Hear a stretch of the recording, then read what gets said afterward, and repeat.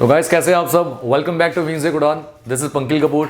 Guys जैसे आपको पता है कि हमने मोशन के रिगार्डिंग जो है वो डिफरेंट कॉन्सेप्ट्स वो सब हमने क्लियर करे, और मैंने आपको बताया था लास्ट वीडियो में कि अब हम मोशन के ऊपर जो है पूरी आपके एमसीक्यूज़ की सीरीज़ होगी वो चलाएंगे, एक पूरी वीडियो क्रिएट करेंगे जहाँ पे नियर अबाउट 10 to 15 एमसीक्यूज़ लेंगे।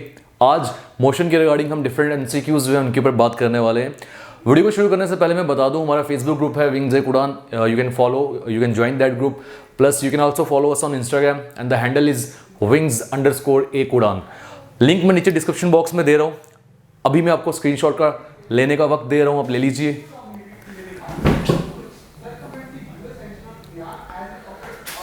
गाइस आई होप आपने स्क्रीनशॉट ले लिया होगा। आइए मूव ऑन करते हैं, देखते हैं कि हमारा जो क्वेश्चन है वो क्या पूछ रहा है। देखो जो पहला सवाल है, वैसे पहला सवाल जो है यहाँ पर बोला जा रहा है कि F equals to ma, this equation is refer to as Newton's. जो F इक्वल्स टू ma है, ये न्यूटन की कौन सी इक्वेशन जो है उसके साथ रेफर कर रहा है। तो आपको पता होगा जब मैंने न्यूटन के लॉज बताए थे आपको, तो न्यूटन के लॉज में जो पहला लॉ था वो लॉ ऑफ इनर्शिया था, जो तीसरा लॉ था to every action there is equal and opposite reaction. But जो दूसरा लॉ था जहां पर हम F इक्वल्स टू ma की ही बात करते थे, बिकॉज याद आप सभी को कि फोर्स की डेफिनेशन जो है वो न्यूटन के सेकेंड लॉ ने ही दी थी। तो it means F equals to ma जो है ये फर्स्ट लॉ ऑफ मोशन तो नहीं है। Why? Because first law of motion जो है वो तो इनर्शिया के ऊपर बात करता है, ना ही ये थर्ड लॉ ऑफ मोशन है। मैं बता चुका, वो तो to every action there is equal and opposite reaction है। और फोर्थ लॉ ऑफ मोशन तो कोई होता ही नहीं है। तो इट सिंपली मीन्स इसका आंसर क्या आ रहा है हमारे पास, second law of motion. It means option जो सेकेंड है वही इसका आंसर है। क्लियर है? नेक्स्ट स्टेप पे आते हैं, नेक्स्ट सवाल देखते हैं क्या है। When a running car stops suddenly, बोल रहा है जब एक चलती हुई गाड़ी एकदम रुक जाए, the passenger tends to lean forward because of, जो पैसेंजर है वो फॉरवर्ड गिरता है। जैसे गाड़ी चल रही है, उसके साथ मैं भी चल रहा हूं, गाड़ी रुक गई एकदम, बट एक आगे की ओर हमें धक्का लगता है। ये बोल रहा है वो क्यों लगता है। आपको याद होगा हमने इनर्शिया की बात की थी और यही एग्जांपल्स मैंने इनर्शिया में दी थी आपको। दोबारा रिपीट करता हूं। देखो जब गाड़ी जो है वो रेस्ट पोजीशन पे, उसके अंदर मैं बैठा हूँ पैसेंजर के तौर पे, मैं भी रेस्ट पोजीशन पे हूँ, बट जो मेरा लोअर हाफ है बॉडी का वो नीचे जो बस है उसके साथ अटैच या टच हो रहा है।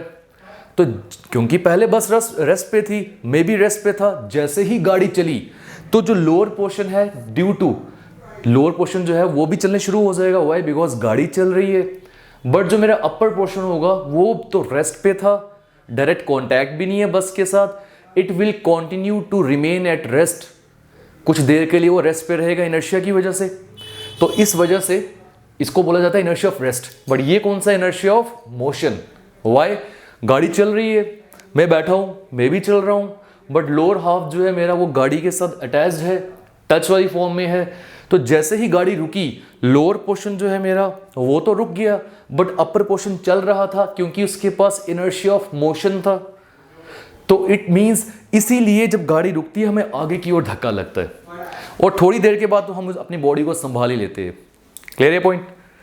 Moving on to question third. तो इसका आंसर क्या आ गया, इनर्शिया ऑफ मोशन।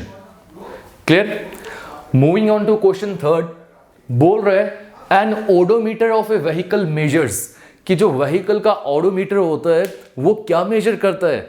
देखो मैं आपको इस वीडियो में कोशिश करूंगा अगर हो सके तो पिक्चर भी दिखा दूंगा, नहीं हो सका तो मैं डिस्क्रिप्शन बॉक्स में डाल दूंगा, एक लिंक दे देंगे। देखो ओडोमीटर क्या हो गया, हमारी व्हीकल जो होते हैं यहाँ पर मीटर्स होते हैं जहाँ हम अपनी स्पीड को देखते हैं कि स्पीड कितनी है हमारी, और वैसे ही एक मीटर और भी होता है जो हमें ये बताता है कि हमारी गाड़ी जो है वो कितना डिस्टेंस जो है वो ट्रैवल कर चुकी है, हमारी बॉडी कितना डिस्टेंस ट्रैवल कर चुकी है। That is odometer. It means odometer जो है व्हीकल का वो क्या मेजर करता है, फिर वो मेजर करता है आपका डिस्टेंस। वहीं पे गाड़ी में जो वो वाला मीटर जो हमें हमारी स्पीड बताता है, that is speedometer. Next question जो है गाइज वो वही है, the speedometer of a vehicle measures, क्या मेजर करेगा भाई, फिर ये मेजर करेगा स्पीड। आई होप ये 4 क्वेश्चन जो है आपको क्लियर हुए होंगे। ये बहुत इंपॉर्टेंट है गाइज, दावे के साथ बोल सकता हूँ इनमें से कोई ना कोई सवाल मोशन के रिगार्डिंग जरूर होगा। चलते हैं नेक्स्ट क्वेश्चन की तरफ।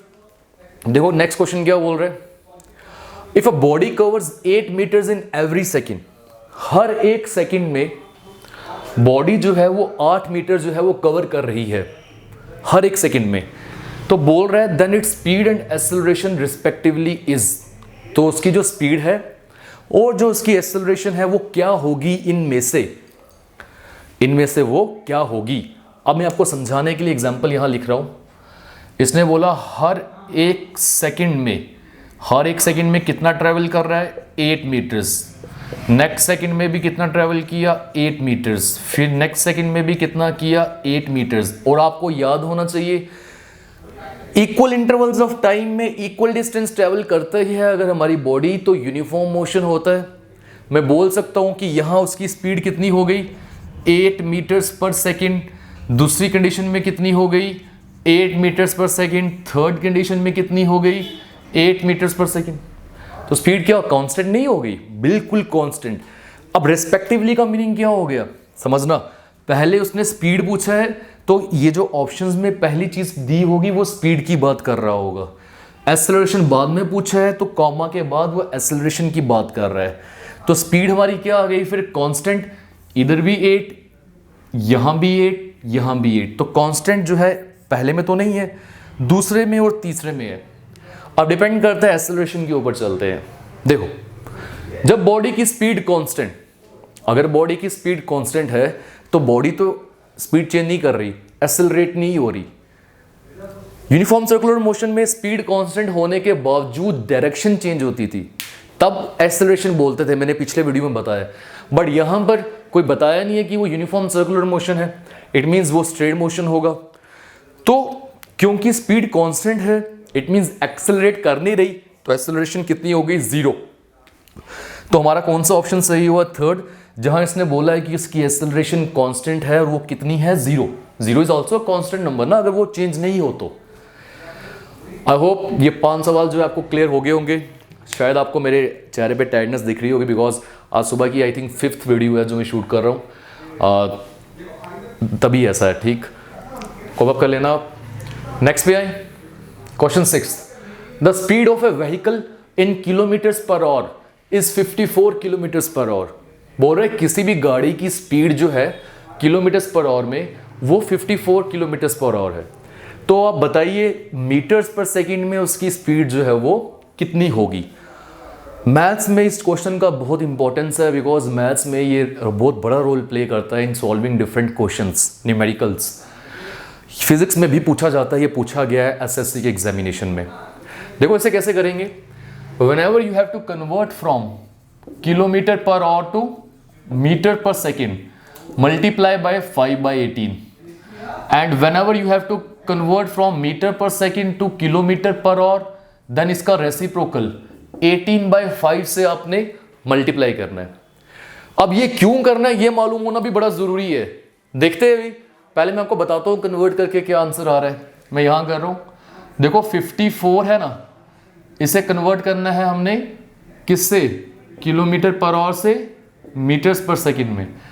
तो इससे यहां जाना है तो इंटू 5/18, 6 3 जा 6 9 जा 3 3 जा, तो 3 इंटू 5 विल बी 15 मीटर्स पर सेकंड है, बिल्कुल option third.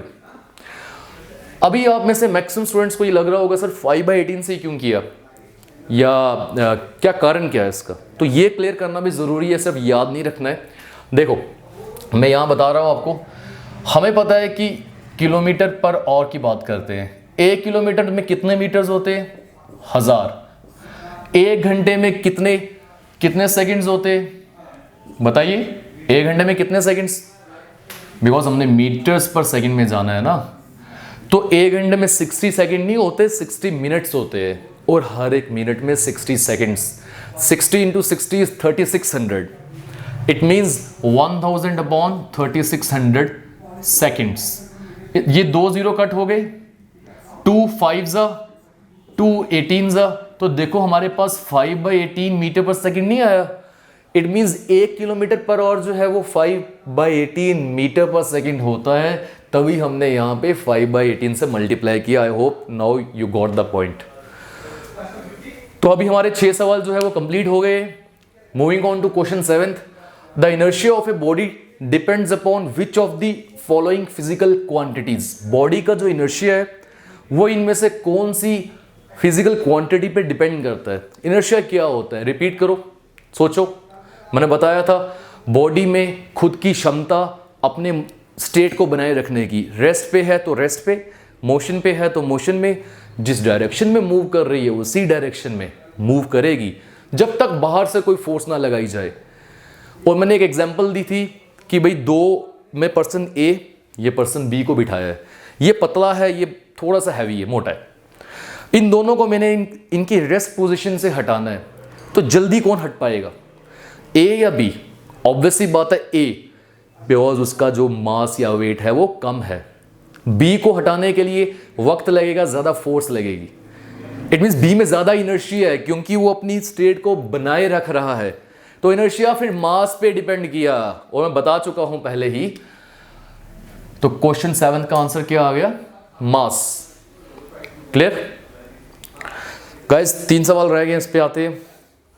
The product of force and time is known as. Force को टाइम से मल्टीप्लाई करके हमें क्या मिलता है? पहला ऑप्शन है डिस्टेंस। डिस्टेंस तो कभी मिल ही नहीं सकता। स्पीड तो मिल नहीं सकती क्योंकि स्पीड के फॉर्मूले में होता है डिस्टेंस अपॉन टाइम। फोर्स कहां से आ गया? देन ना ही मोमेंटम मिलता है, मिलता क्या है, इंपल्स। बिकॉज मैं आपको बता चुका था इंपल्स जो है वो होती है फोर्स इनटू शॉर्ट टाइम, जिस टाइम के लिए इंपल्स जो है वो हमारा लगता है। इट मीन्स क्या आंसर होगा फिर इसका? इंपल्स जो है वो आंसर होगा। आई होप आप सबको ये क्लियर हो गया होगा।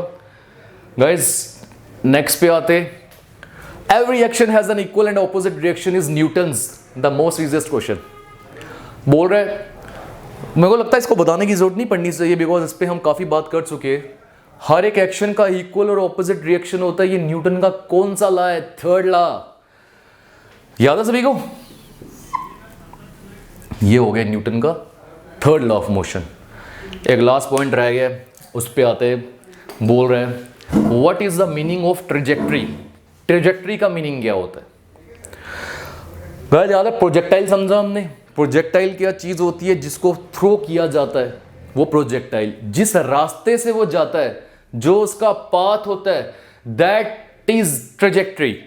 यहां पे देखो, मान लो यहां एक इंसान खड़ा है, उसने इस रास्ते से एक बॉल फेंकी।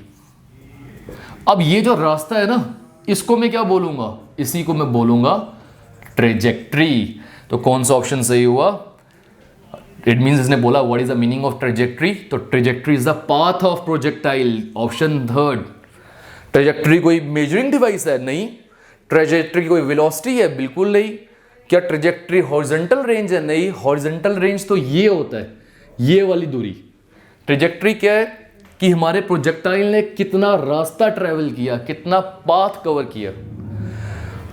आई होप गाइस ये सभी सवाल जो है आपको कंप्लीट समझ आ चुके होंगे।